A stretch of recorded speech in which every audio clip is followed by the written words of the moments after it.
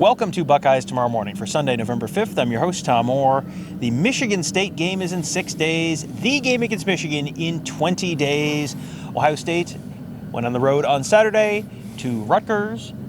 Took care of the Scarlet Knights 35-16. It was not quite as easy as the final score might have indicated. Rutgers actually had a 9-7 halftime lead. And then Ohio State remembered that they had TreVeyon Henderson and Marvin Harrison and said, do the things that none of their guys can do. And they did, and Ohio State lived happily ever after. I'm joined by Kevin Noon of BuckeyeHuddle.com. This is the second week that they've had TreVeyon Henderson back after being out for several weeks with an injury.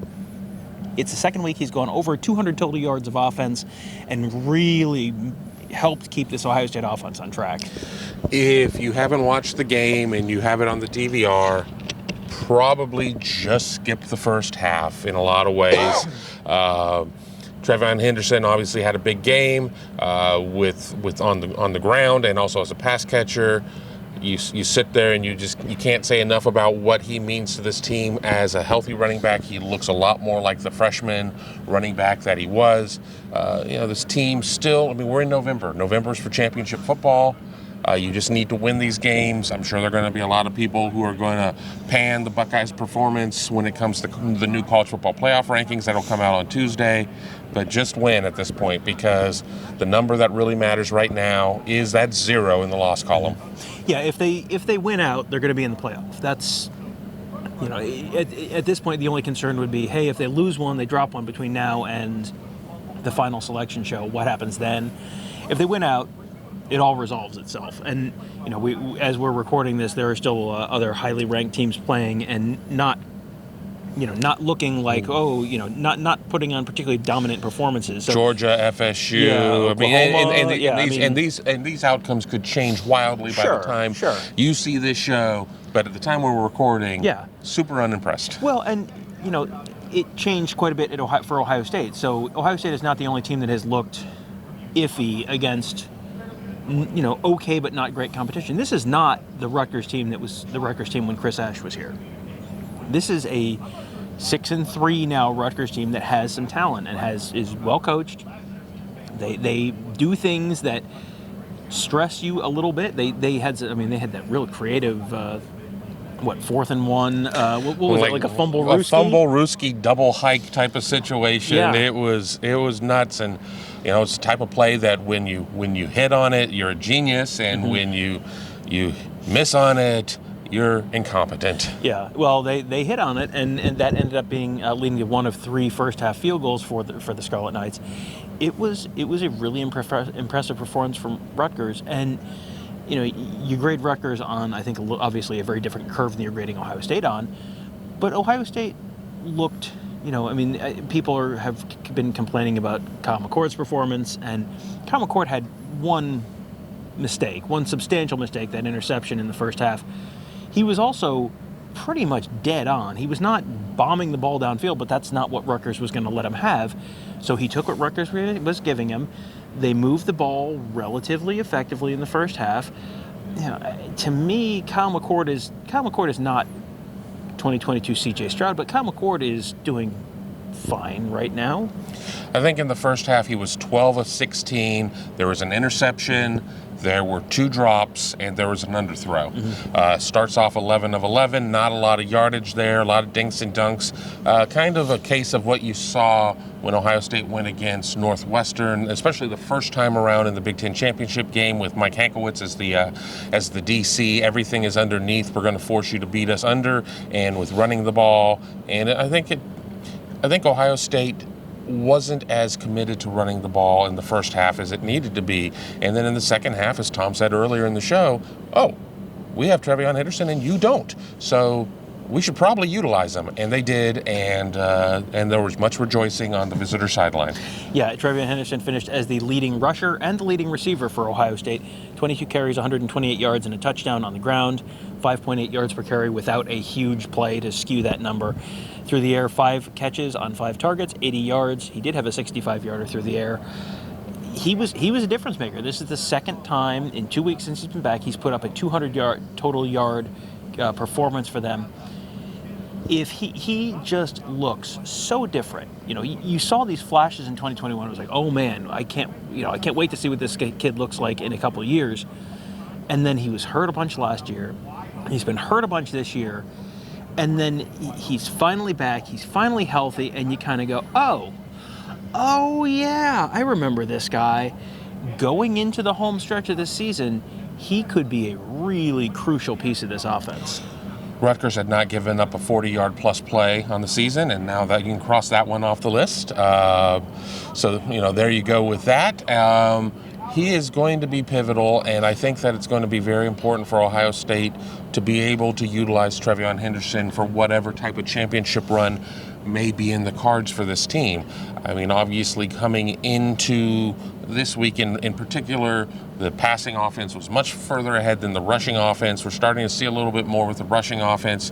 TreVeyon Henderson not going down on first contact, not running to contact, all the things that we've heard people say about him, since his freshman season. He has definitely been able to find some of that form. And with no Mayan Williams moving forward, Chip Trayanum is a change of pace back for them, and seemingly trying to go forward without Dallin Hayden, at least in terms of burning that red shirt. You need to have TreVeyon Henderson good to go and get more than just a handful of carries out of him. They only got a handful of receptions out of Marvin Harrison Jr. 4 catches, 25 yards. That feels like, how could they possibly win if they did that? Well, malpractice. Well, 2 of them were in the end zone. So that helps a lot. That turned what was a 9-7 halftime deficit into that 35-16 final score. But, it does still feel like you probably should be throwing the ball more to Marvin Harrison, because Marvin Harrison does Marvin Harrison things. He had 8 targets, 4 catches. Rutgers was defending them in a way where it was like, we are not going to let you pop it deep. We sort of anticipated that's what they were going to do, because that's kind of what they do. They're going to make you be methodical, good on the field. It does feel like 8 targets for Marvin Harrison is not enough, because they've had 15, 16 targets for him in recent weeks, and and then he has 10, 11 catches and 120 yards and a touchdown or 2. It feels like they've got to do more, because they got limited snaps out of Emeka Ibuka. They got no snaps out of Cade Stover. It feels like you got to take advantage of Marvin Harrison however you're going to do it. Well, especially in that first half. And obviously, we mentioned earlier that there were only 4 incompletions. The interception was supposed to be going to Marvin Harrison Jr. The underthrow was to Marvin Harrison Jr. So that's 2 of the targets that did not land in receptions. But if you're not going to be running the ball, you need to be throwing it to Marvin Harrison Jr. There's not a limit. It's not a case of, well, you can only use the nitrous oxide 10 times in this game. You can sit there and use your cheat code as many times as you'd like. He's talking about street racing. He's not talking about illegal use of nitrous oxide. I'm not talking about whippets or anything like that. No. So the defense, I picked them to give up 6 points, and they gave up 16, and Rutgers was in the red zone a bunch. The good news is the defense got off the field. But part of the conversation about the defense has to be, so a bunch of these guys are hurt. There was no Denzel Burke, no Lathan Ransom. Josh Proctor left in the middle of the game. At one point, true freshman Malik Hartford was out there with redshirt freshman Kai Stokes. It's the safety spots. I mean, they were just kind of like mixing and matching. True freshman Jermaine Matthews was out there a bunch. Like, they were just kind of like mixing and matching in the secondary, just kind of going like, hey, I don't know, we just got to figure it out. Well, and that's what you got to do, and you got to hope that these guys are able to be back by the Michigan game. And we don't necessarily, they're not very forthcoming with injury reports. They were particularly cloudy coming out of this game during the press conference, so we're going to have to kind of wait and see. But next man up. I mean, obviously, we've seen things out of Jermaine Matthews. Well, Malik Hartford, we saw the beginning of that experiment early in the season. They decided to go back to the lab a little bit. Well, now he's got to be ready. And if you're Kai Stokes, you need to be ready. Jahad Carter, he did dress. He traveled. He dressed. I mean, he's somebody who could get thrown into the mix. But there are a lot of things that are going to happen there, and Ohio State is going to have to be ready, because games games are not going to get any less physical, and we may look past Michigan State and we may look past Minnesota a little bit, but I think everybody was prepared to look past Rutgers as well, and Ohio State was trailing at halftime. Yeah, this was a very different at Rutgers experience than Ohio State has had in previous years. It was a legitimate 4-quarter game, which you're not used to seeing at Rutgers. But the Buckeyes do make it through unbeaten. They win the game. They continue to be unbeaten. They're through the first game in November. You got 2 more, and then you got Michigan, and boy, won't that be a spectacle? Oh boy, howdy! Oh boy, howdy! Yeah, it is. To your point about not overlooking teams, I think Nebraska came into Saturday thinking, well, Michigan State's a tire fire. Their team is completely fallen apart. Nebraska was, I think, on the verge of bowl eligibility, and all they had to do was beat lowly Michigan State. Final score: Michigan State 20, Nebraska 17. You can't take. I think there's very clearly a tier of the top of the Big Ten that might be 2, maybe 3 teams, and then there's a big gap. But it's not a gap down to Chris Ash Rutgers. You have to come and play every week, and the Buckeyes will definitely be coming and playing next week against Michigan State at home. That will be a primetime kickoff. I believe an NBC game, correct? Yes, primetime on NBC next weekend. Real NBC, not Peacock. So we can look forward to a 12:15 a.m. or so post-game show next week. Can't wait. But today, the Buckeyes take care of Rutgers 35-16, continue unbeaten into the month of November, and we'll be tracking the next couple weeks, the last 3 games of the regular season. Hard to believe we're 75% of the way through the regular season already. They got lots to talk about the last 3 weeks of the season. And then also recruiting, some big recruiting news potentially coming. Buckeyes have landed a crystal ball from a significant national writer for a 5-star corner recently. Mark Givler's going to be talking about that at BuckeyeHuddle.com. Lots of X's and O's stuff. Our Ross and Mickey and Devin, all there, making you a smarter football fan on the Huddle board at BuckeyeHuddle.com. We have a lot of member-exclusive stuff that we do there. Obviously, conversations in the chats and that kind of stuff.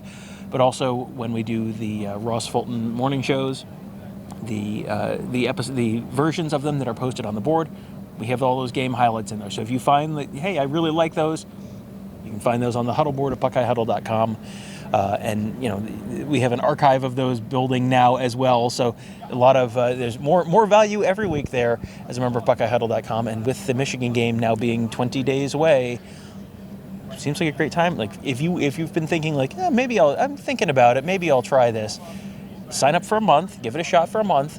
It will give you the all the way through the Michigan game, all the way through the Big Ten championship game week, if that ends up being applicable for the Buckeyes.